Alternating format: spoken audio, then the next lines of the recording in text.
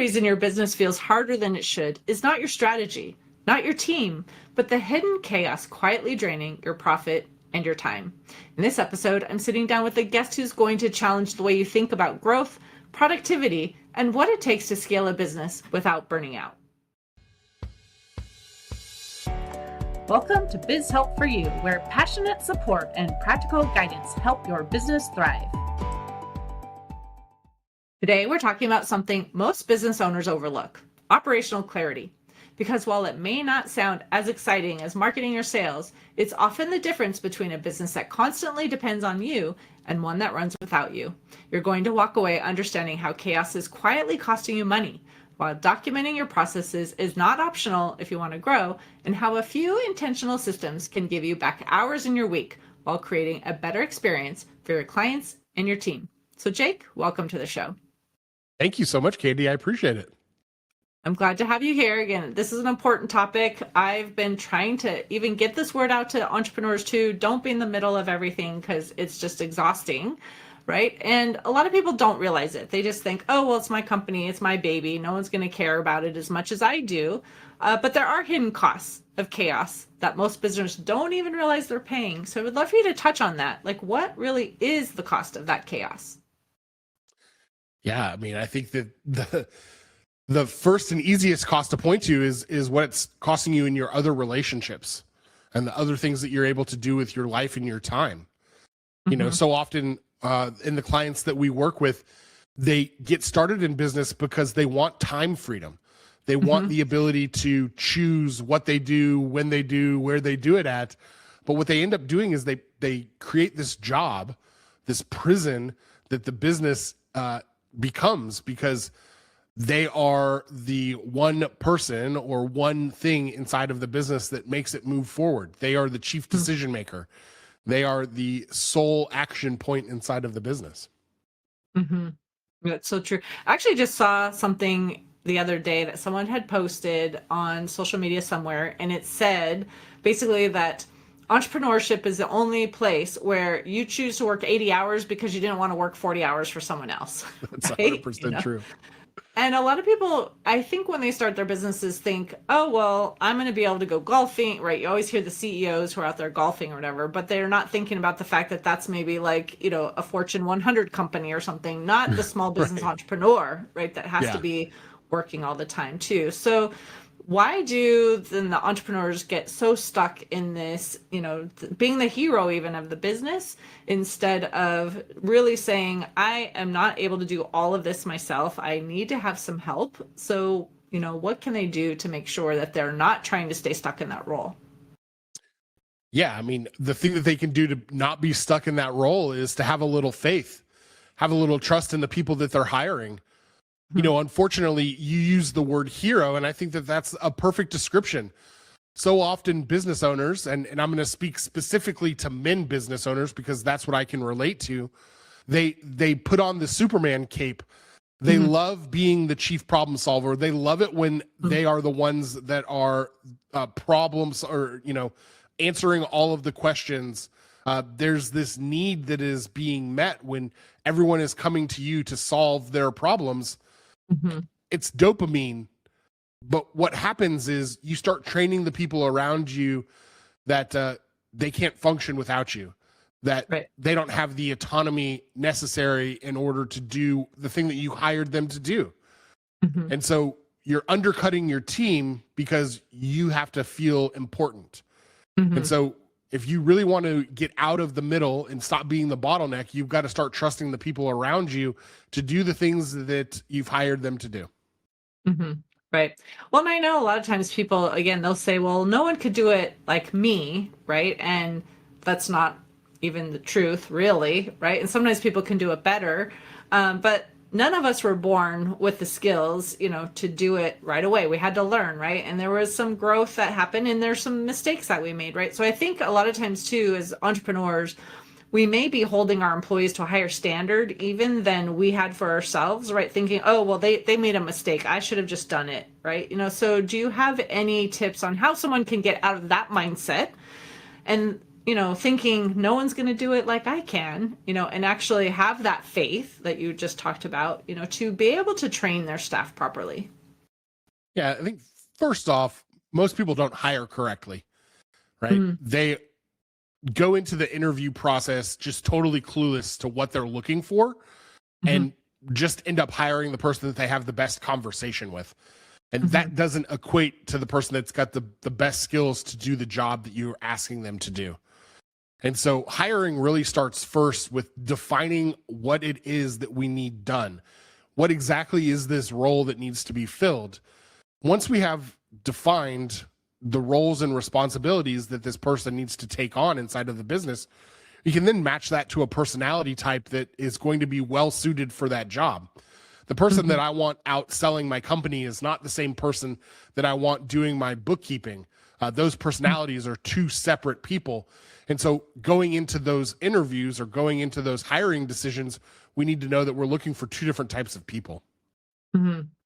Well, I think too, as entrepreneurs, we don't necessarily know all the time the right way to do the hiring process, right? We might be good at the one thing that we're doing. Let's say someone loves to make cupcakes. They're great at baking cupcakes, but they don't know how to hire the right person as well too, and knowing that this person is going to be really great at also helping you bake cupcakes, and this person is going to be really great at customer service, right? We don't always know the things that we should be looking for. So do you have any tips for someone who is trying to build their team and have the right people in place, but they're really not sure how to go about finding them and interviewing them correctly and making that hiring decision?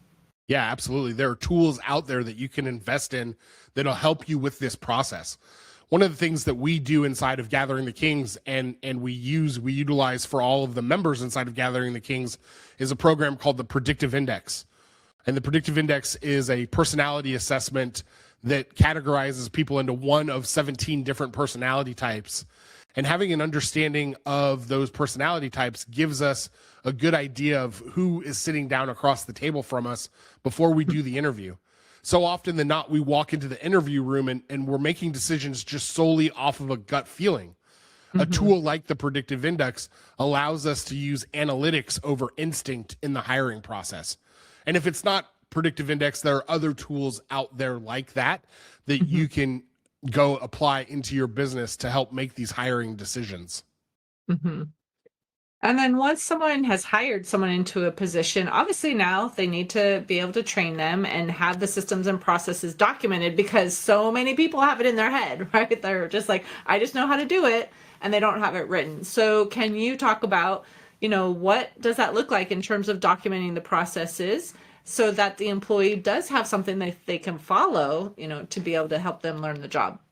Yeah, great question. It's my firm belief that people don't come to their jobs wanting to be bad at them. They're bad at them because they don't know how to be good. And more often than not, it's the manager or the owner's failure in helping them to be good. To your point, you probably got started in business because you were really good at baking those cupcakes, and you just were arrogant enough to believe that you could do it better than someone else.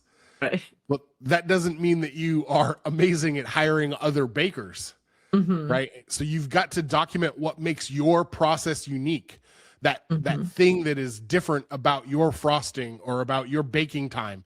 And until you get those things out of your head, regardless of what the industry is, you are not doing yourself or anyone else on your team any favors by holding those trade secrets hostage. You've got to get everything out on paper and document it. And with the advent of AI into the marketplace, creating SOPs and documentation is easier now than it has ever been in the past. We work a lot with home service-based businesses. And one of the things that I tell all of my owners is they should be using Meta glasses or a Plod note taker in their day-to-day operations and just talk through the things that they're doing on a job site. Because once you're talking through that AI note taker is transcribing it for you, you can then take it and create SOPs based off of the transcription of how you made that cupcake. Sure. We do that too. I have a bookkeeping and a payroll company, and we actually will record how to do the things too, because a lot of times when people are documenting on paper, they might miss steps because it's just in their head. They just do Right. it, right? So they might forget to say, oh, you have to go here and click here and then you do this and you hit submit or things like that too. So we have too where it can be recorded and then that can be transcribed as well too. So if someone likes to see it visually and read it and have a checklist even of I do this, I do this, I do this, that's helpful. But then for someone who also is like, I just want to see the process and where to click, so that's what we have done too. And it made it pretty easy. And then if you need to update it, especially if we just have a written document in Word or something, then you could just, because especially like QuickBooks or something, they have to change it all the time to make it look like it's new and it's worth the additional cost or things, right? Exactly. So we have to update an SOP. So it is helpful too when we have it written because you could change that one little thing and not have to re-record the whole video again too. But that's what we've done a lot of times in the process creation, because I think a lot of times people just think, oh, it's just so much work. It's going to take so much time, but do you want to even talk about that too? Like, yes, it may take more time up front, but in the long run, right, it's going to free up your time. Yeah, I tell all of our owners that SOPs are force multipliers inside of your business because you don't want to be the person taking the call on the beach during your family vacation, or you don't want to be the person taking the call from your father's bedside if you're at the hospital caring to your family, because a process has been documented and it's in place and everyone on your team knows that it is the first place that you go in order to answer any type of questions that may arise. Mm-hmm. And to your point about video, documenting a process or creating a video of how to do something, I think that that's really, really important. If you're only writing SOPs and giving written documents to people, you're missing half of the people's learning style. Mm-hmm. Not everyone learns well by sitting down and reading a step-by-step process. Some people need to be able to see it visually, and having recorded SOPs and written SOPs are equally important to each other. Mm-hmm. Mm-hmm. So do you want to talk about too, like for those SOPs, what actually makes it an effective SOP so that the employee can take that and use it to do it well, instead of, well, there's something written here, but I'm not sure actually what the process is. So how can you help someone actually write an effective SOP? Yeah. One of the things that I like to teach is what I call peanut butter and jelly communication. And it's very, very thorough. Like what I want you to imagine, or what I want the listeners to imagine, is if they were writing out the step-by-step instructions on how to create a peanut butter and jelly sandwich. Mm-hmm. This is something that people take for granted and is very easy. But for the first time doer, you overlook things like taking the twisty tie off of the bag of bread or unscrewing the jar of peanut butter.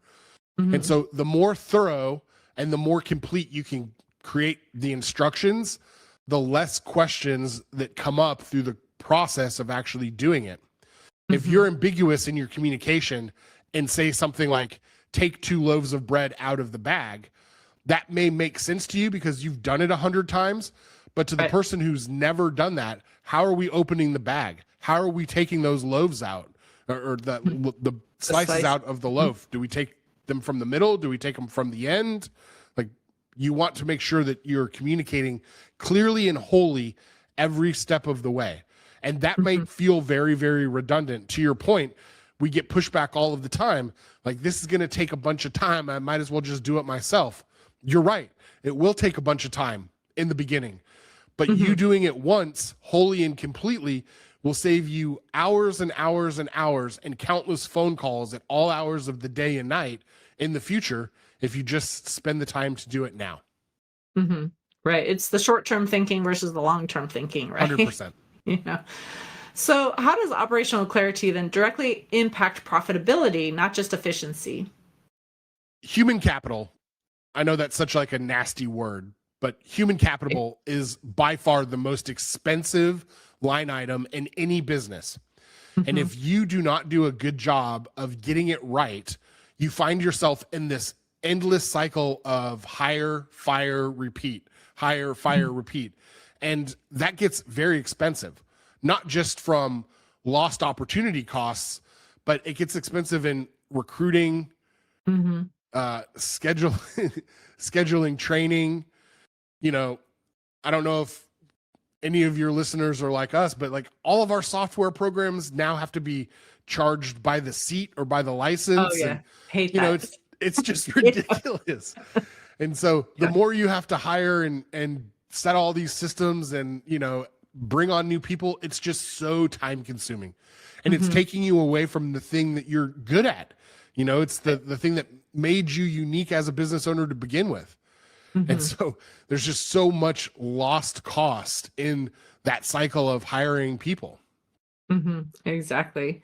Well, and like I said, the turnover, I don't remember the statistic now of exactly how much it cost, but it was a significant amount of the annual salary that you would pay someone for having to replace someone who leaves, you know, because of the amount of time it takes you to actually recruit and hire and train and all of that stuff too. So if you have someone that's completely overwhelmed with their position because they don't know what to do and they're not getting good training, they're not going to be around as long, right? So it's definitely important to invest in that. And I don't think people always look at the opportunity cost, like you mentioned. They're just looking at the hard costs, like, oh, it's going to cost me this much.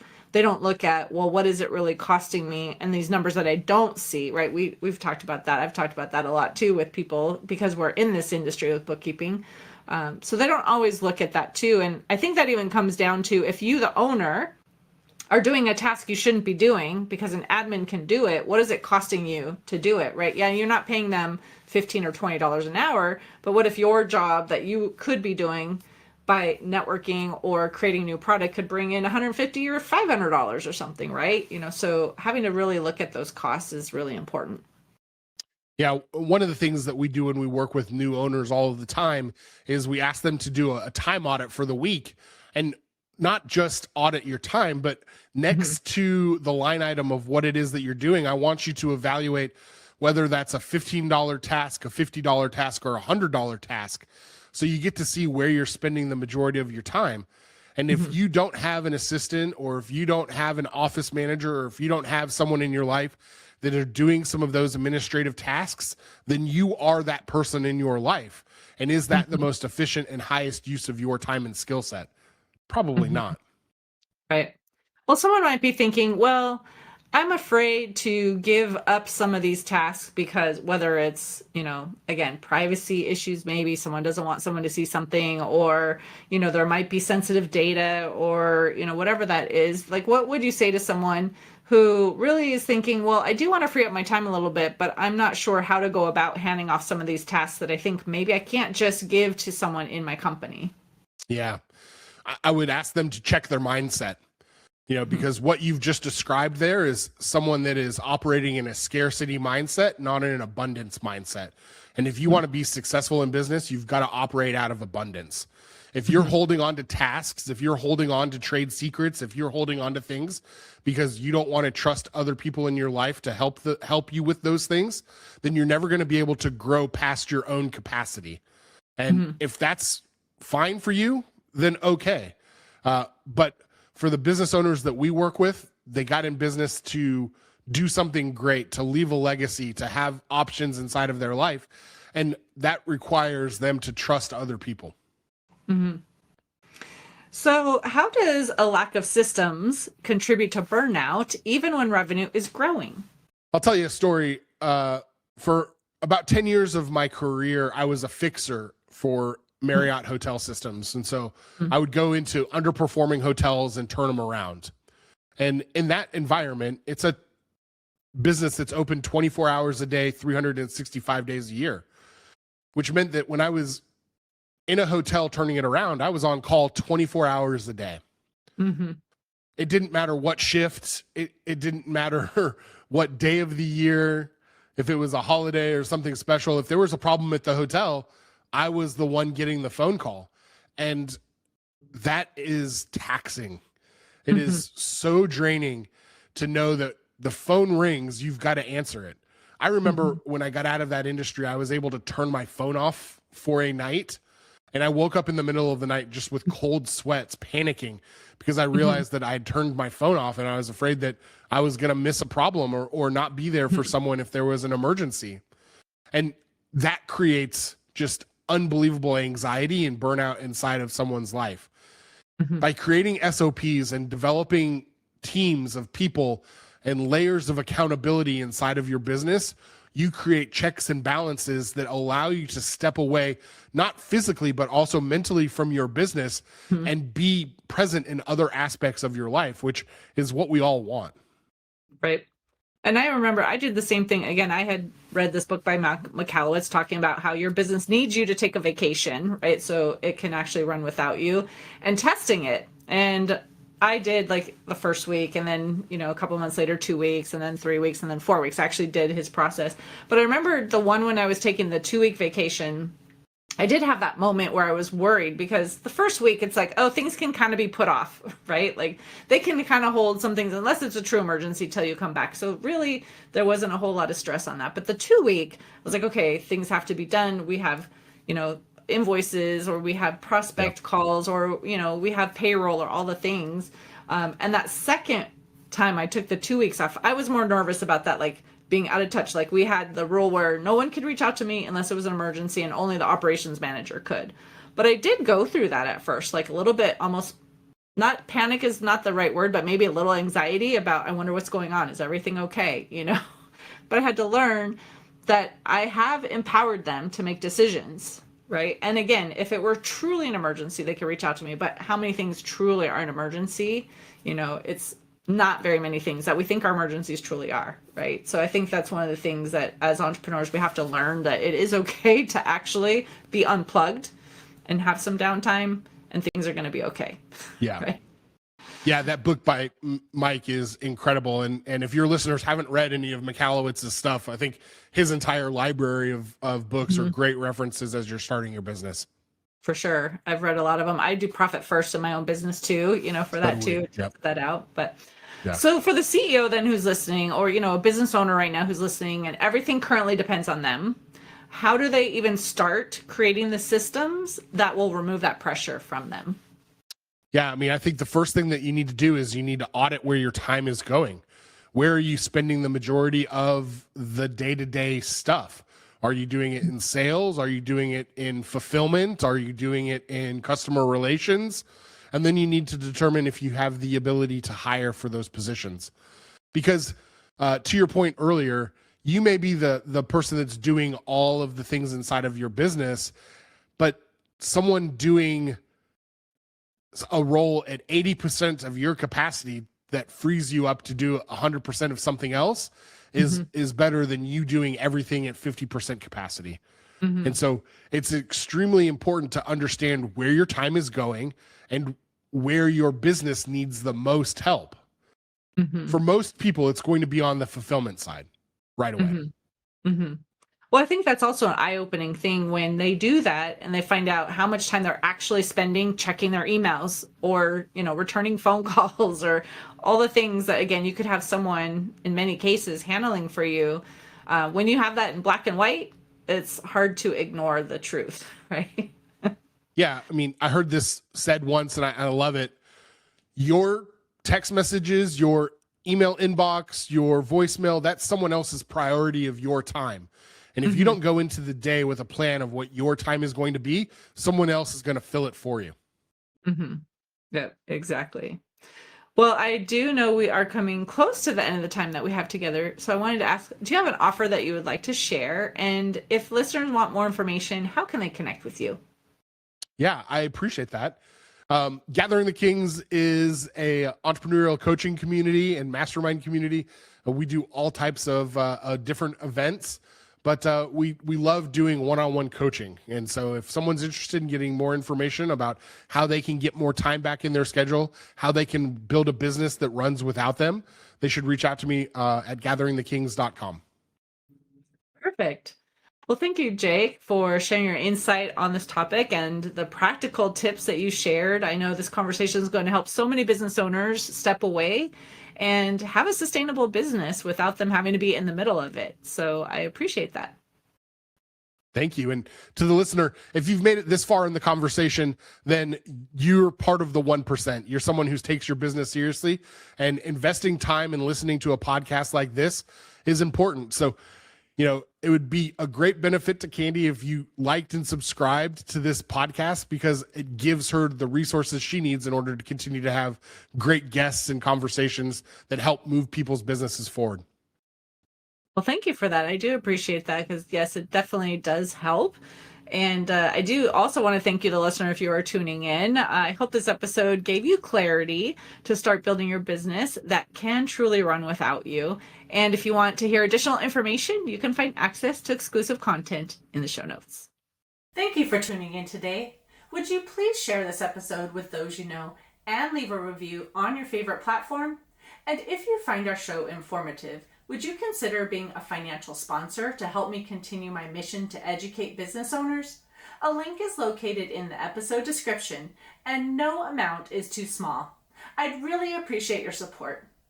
If you are interested in connecting with our guest and receiving the offer they had to share, a link to our resource page is in the show notes. Finally, if you have any bookkeeping or payroll needs, reach out to us at 310-534-5577 or contact@abandp.com. My team and I are eager to assist you. Until next time, have a great day. Thank you for listening to Biz Help for You. Please join your host, Candy Messer, again next time. Have a terrific day.